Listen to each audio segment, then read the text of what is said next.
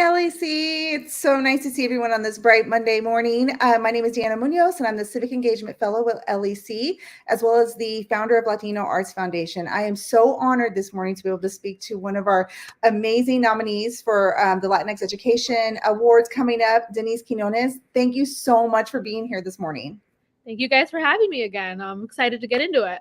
So let's just start. How does it feel to be nominated?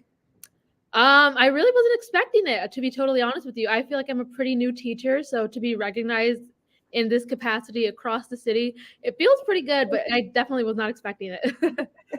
So let's start with, like, what is your story? How did you get into education, and what's your journey like right now?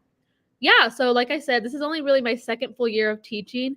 I'm actually a Wyandotte County native, so I grew up going to KCK schools. I graduated from Sumner Academy. And then I went to Kansas State University on a Kauffman scholarship. Originally, to be honest, I had planned to study business, but I really wasn't feeling it when I got to college. And so I took a couple of introductory ed courses, and I really fell in love. I feel like that's what I would be so happy doing for the rest of my life. And so once I graduated, I started back in KCK. It's a very full circle moment for me, but feels good, feels great. So can you tell us, in the world of education, why does representation matter, and matter to you specifically?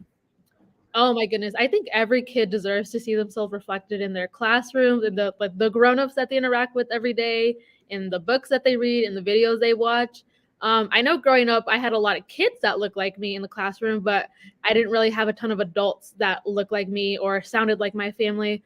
And so it feels really, really good for my students to see their faces light up when they realize, oh my gosh, she speaks Spanish. Oh my gosh, she might know, what my family is going through. So I think it's a really, really fulfilling career. I love it. So along that line, how do you think that we can build the right conditions for the advancement of Latinx youth? I think we have some work to be done as far as making it equitable for everyone. Something that I've noticed is that a lot of our kiddos are ELLs, so they're coming in already at a slight disadvantage, not knowing the language. I teach kindergarten, so it is kind of nice to help kind of segue them into the upper grades.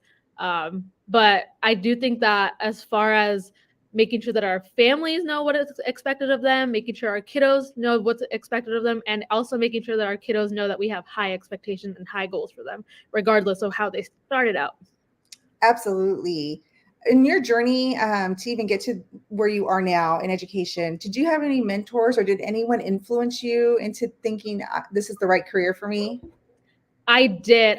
So my dad was actually an educator back in Mexico.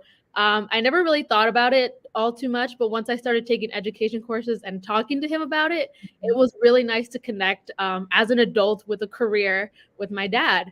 But then I had a couple of mentors in college that were also like Hispanic professors, and it was really cool to see somebody that came from my background at such a high level, connecting with so many students from across the globe. Absolutely. I love that your dad was an educator. What did he teach? He taught K through 6th grade back in Mexico. That's amazing. So we know that this can be hard. This can be amazing. This can be so fulfilling. When you wake up in the morning, what keeps you going? Like, this is it. This is why I got to get up and I got to do this. Yeah. Honestly, I think I'm a little lucky because at this age, there's so much fun. I will say I'm tired at the end of the day, but they are funny. They are engaged. They are with it. From the second they come in here at 8 in the morning, they are ready to go. They have jokes. They have stories to share. And I'm just here to facilitate. I can't wait to see what they come with this morning. I bet they're all hyped and ready to go. Yeah. So before we leave today, what would you love to tell students in all capacities, as we leave this interview today? I think it just that their story matters, whatever it may be. It might not be education, but whatever it is they want to do, wherever they're coming from, their story matters. We need people like them in the world, and to just keeping on.